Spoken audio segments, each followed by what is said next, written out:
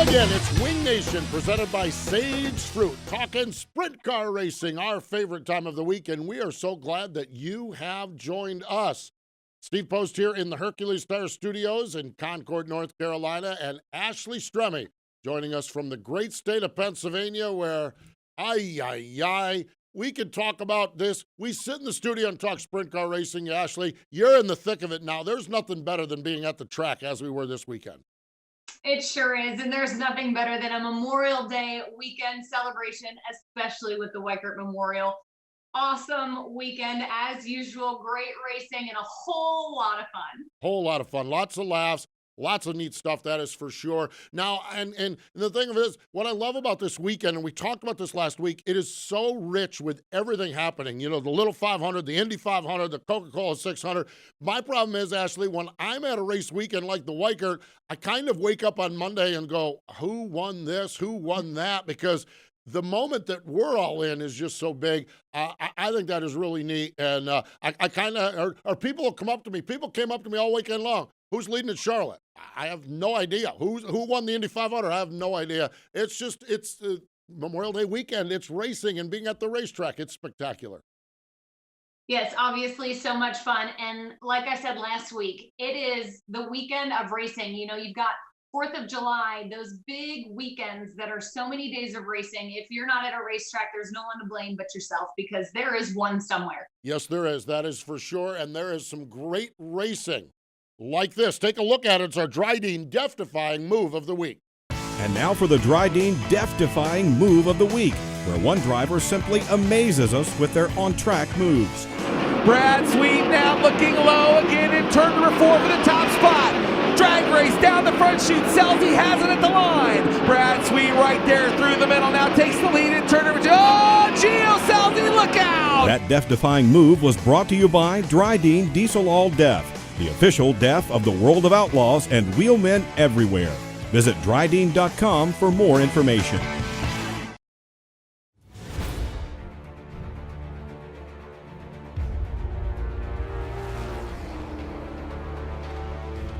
Pride.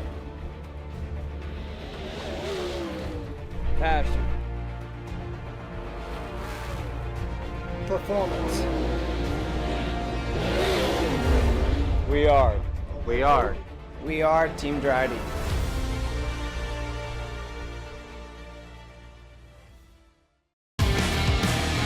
Wing Nation presented by Sage Fruit. The Hercules Tire Hotline is where we're going, and I love when we get a chance to catch up with one of our Hall of Famers like Danny the Dude Lasoski. Hello, Danny. Welcome back to Wing Nation. Hi, Steve. How you doing? I am Thank fantastic. you very, very, very much for having us on. Oh, it is great to have you on. Great to chat with you. The life and times, the world of Danny Lasoski in 2021. What are you doing? Well, I started the season out as helping Mason Daniel out, and as you know, in big-time auto racing, things change on a whim, and I'm no longer there. So I went back to my shop in Missouri and built 2 brand new race cars, thinking that maybe one of these days I might want to jump back in it. But right now, I'd really like to focus on helping somebody if I could, and that's where I'm at right now. I'm in Ocala, Florida, enjoying the weather. Danny, you just can't drop something like that and just like play it off like it's no big deal. Like, are you 100% serious that you could get back in a car this year? I'm 100% serious thinking about it. As you well know, in racing, there's a lot of things hinged on it, like most important thing, partnership, and seeing how that played out. And you know, it's been a couple of years since I've been back in the car, but what I'm not really interested in following the World of Outlaws or anything like that, but running around the Midwest, there's a lot of good races, and I still have the burn desire to compete, win, and I don't think that'll ever leave. When you look at this as a potential, Danny, to climb back behind the wheel, I think a huge asset you have is the fact that you stepped away from the sport from the driver's seat, but you've been so actively involved with the World of Outlaw teams, with Mason, with Brian. I saw you at the races with him. So from a technical standpoint, from a knowledge standpoint, from that, you probably haven't missed a beat at all in that. I don't think we've lost anything at all. You know, I worked basically day to day with Chad Morgan, which is Brian's crew chief, and Brian himself with their team just about every day. And still, I'm his biggest fan because I really would like to see him win the Knoxville Nationals, and that's what we're working for. Every I said this a long time in my career. Every race is a practice race, and that race is it. Danny Lasoski has won. And you would know because you have 4 Knoxville National wins. Obviously, numerous championships. I think it's 11 championships at Knoxville. Danny, what is it about Knoxville that you personally love so much about that place? I fell in love with it as a young man when I went up there because I heard the whole stories from my dad and my uncle Tom Corbin about Knoxville, and being a young kid from Missouri, that was like the Indianapolis 500 to be able to go there and compete. And when I first started racing, my father said I really wasn't ready because I hit everything but the pace car because I was pretty wild when I started. So he kind of kept me away from there for a couple of years. And when I went there, the town of Knoxville, the people of Knoxville, everyone there kind of took me under their wing as one of their own, and the speed and the track prep from the Duncans, everything that goes along with that racetrack, I fell in love with. Knoxville has a look to it, a feel to it. You mentioned the Duncans. I mean, has it changed much, or is it because it's still it's so technical? Has it changed much, or is that the charm and the beauty of what they're able to do is duplication? It has changed a little bit because you got to remember, I'm a seasoned guy. I've been there a couple of years, and it was Chris's dad that took care of it when I first went there, and he had as much pride in taking care of the racetrack that Chris had, and obviously taught him everything about it. And Chris and his whole crew, I mean, they're as passionate about that track prep as we are about our race cars when we get there. And to me, that you can't buy that. It's so true. And listen, Danny, I can't get over the fact that the dude could potentially be back in a sprint car this year. I know you said it all is based on partnerships at this point with sponsorships, but ideally, if you could lay it out however you wanted to lay it out, would you make a grand appearance at the Knoxville Nationals? Would it be a normal just Saturday evening show? I need to know what's going on in the dude's head right now. Well, actually, I wish I was knowing what's going on in the dude's head right now because I don't really know. I just know that when I left Mason's team, I was very frustrated because I had put my heart and soul in there, and I'm not blaming anybody, but I really want to try to make a champion out of him. So I went home and I talked to my dad, which he's not a big favor. My wife's not a big favor of me getting back in there whatsoever. But I'm pretty hard-headed, so I built these 2 cars. They're sitting there brand new. And if I could line the stars up, yeah, I would probably go run a few races and to be able to go to Knoxville Nationals and try to compete for the win. I don't want to go there just ride around. I want to be able to compete, and at least be competitive to run a fun. Man, I'll tell you what, that is exciting stuff. That really, truly is. I know we're jumping back and forth here between mentoring and driving because I think we're all kind of geeked up about the potential of driving. But the mentorship role, Danny, did you enjoy that role working as a mentor with young drivers? Really, really, really enjoy it, and that's really what I want to do. Because at the end of the day, I'm 62 years old. I'm not even close to the shape I was in, trying to get back there, but I'm not in the shape I was in when I was driving. And if I could do anything right now, I'd love to be able to join a young guy that really has the passion to win. And that would be my first and foremost thing to do. Neat stuff. Hey, everyone hang in there. There's more neat stuff coming up because we're not done with Danny the Dude Lasoski. He returns after this break. Hey, Ashley, what are you up to? Oh, I just stopped by to grab some sage fruit apples. Now I just have to decide which ones. You can never go wrong with a Honeycrisp. They're light, crisp, and full of perfectly balanced flavor. Oh, hey. You could always go with one of their classics, the Gala or Fuji. They're both sweet and juicy. Grown in the heart of Eastern Washington, Sage Fruit Company works hard on the farm and with their retail partners to provide high-quality apples and pears to consumers all year long. Well, I couldn't decide which ones. Thanks for the help, guys. I'll race you to checkout. Wing Nation, presented by Sage Fruit, rolling along. We are having a blast. He's already dropped one bombshell on us. Danny the Dude Lasoski is our guest on the Hercules Tire Hotline. Danny, when you look at sprint car racing in 2021, the level of competition, the depth in the world of outlaws, can you kind of assess how good some of those teams and how the sport is doing at this point?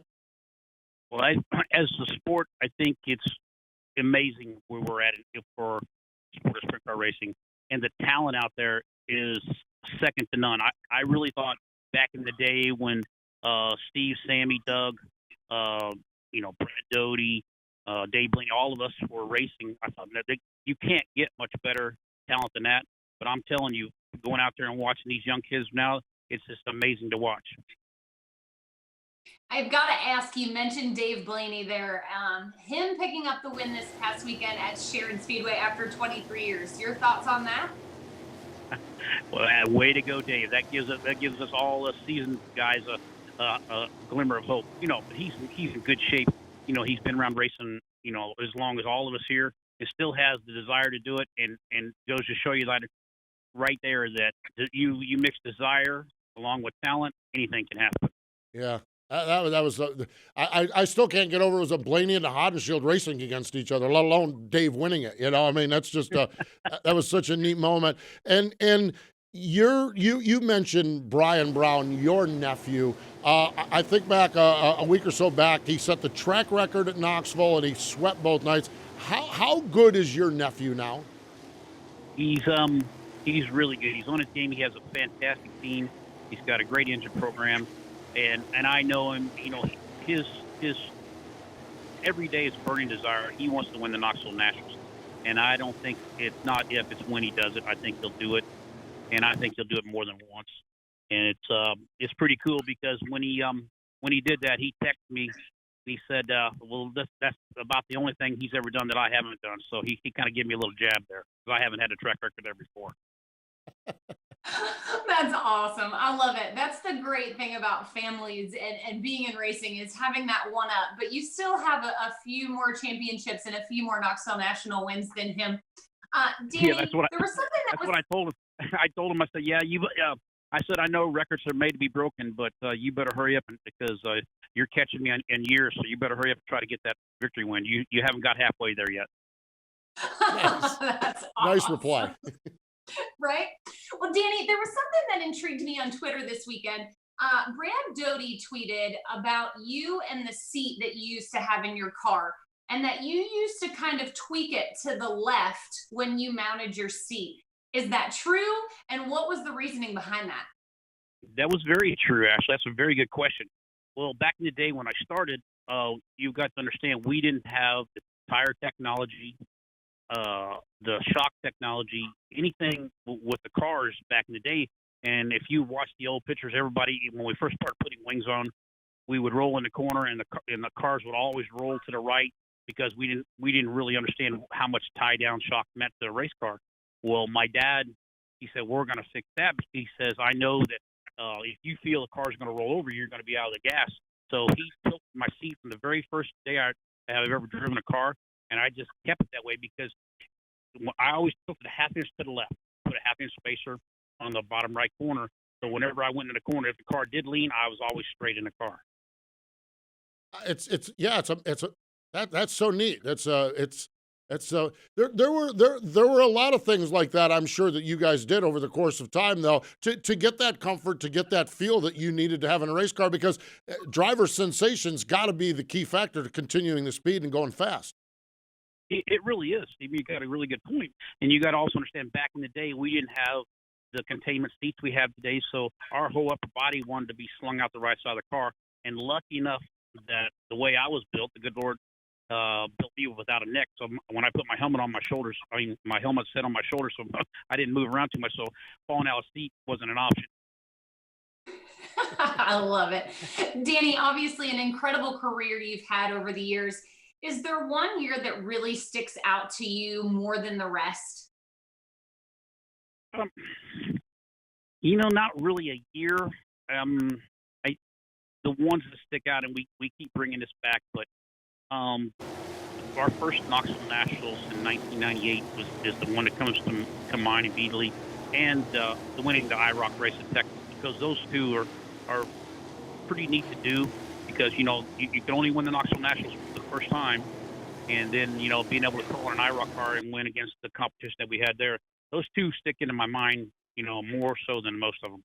I want to talk a little bit more about that IROC race down at Texas. And it was an interesting time because you had ran the IROC, and I think Steve had ran the IROC as well. That had to be so huge for the sprint car world to have one of their guys not only go compete against the NASCAR, the IndyCar guys, the F1 guys, but to compete and win on a stock car track.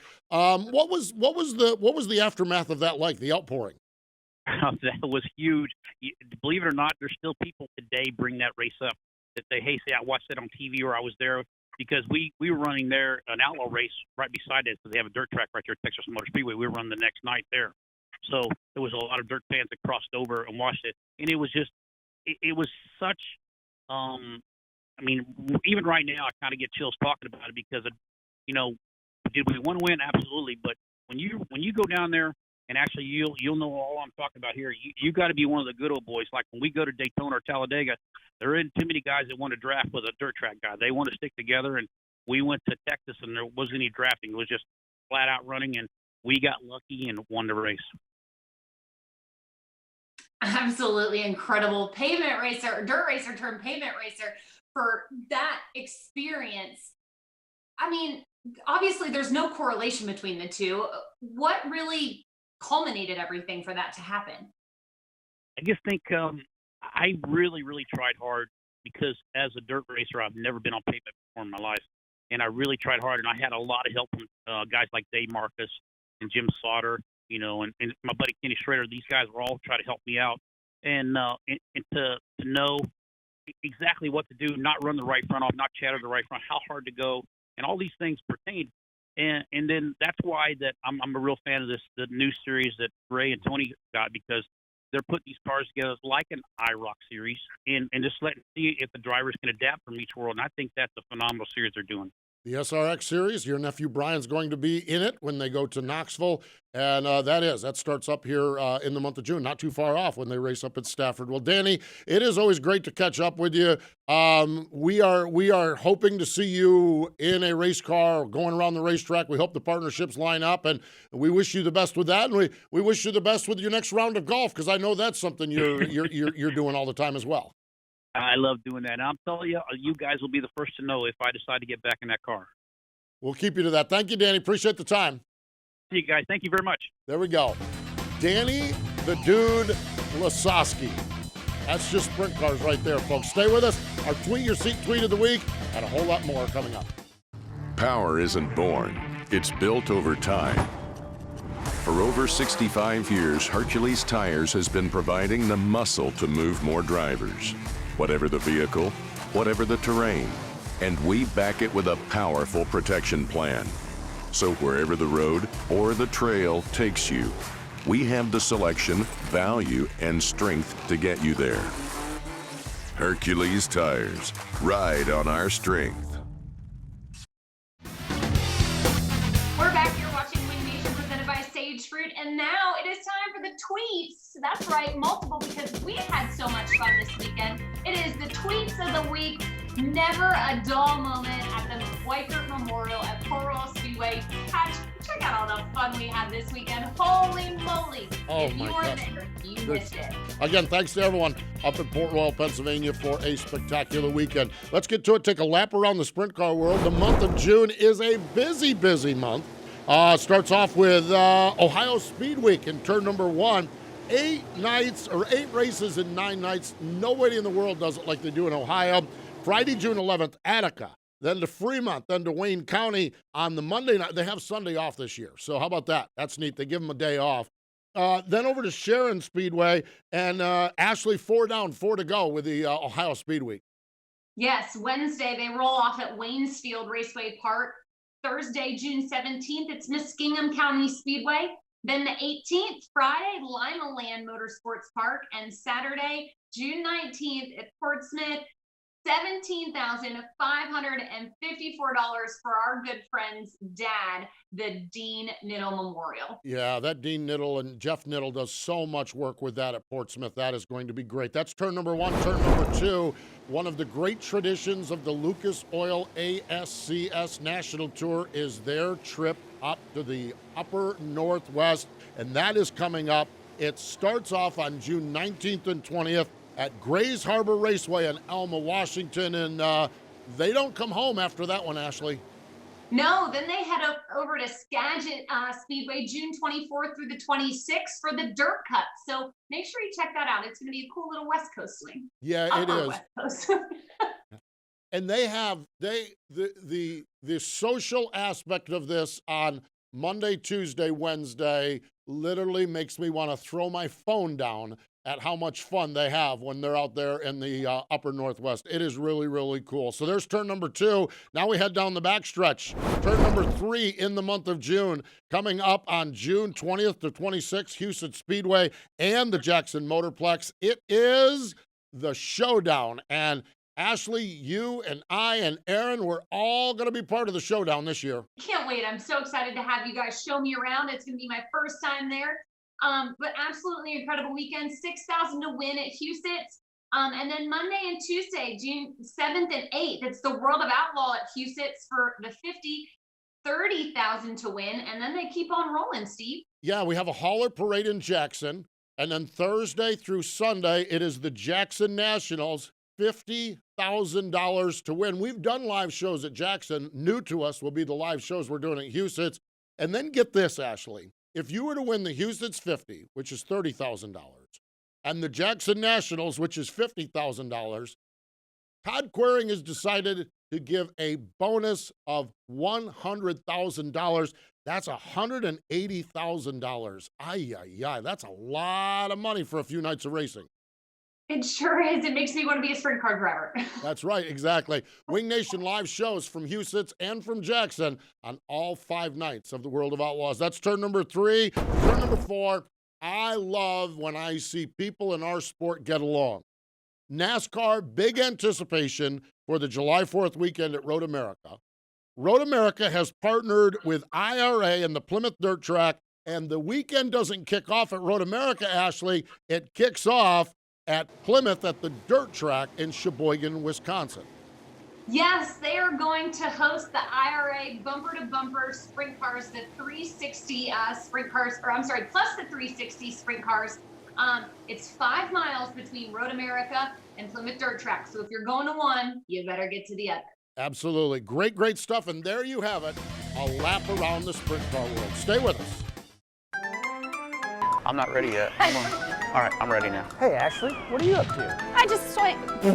I just stopped by to pick up my sage fruit apples. Now I just have to decide which ones. Yeah, okay. This is what it looks like when you do it. Ta-da!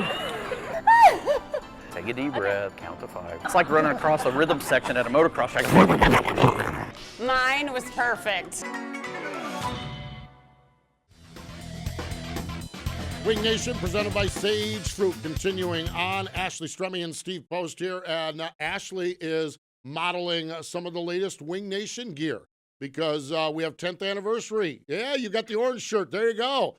That is available at wingnation.com or where the All-Stars are racing. And that means that Ohio Speed Week swing, everybody in Ohio should get their Wing Nation gear. Good. That's exactly right. There's so many options to pick from.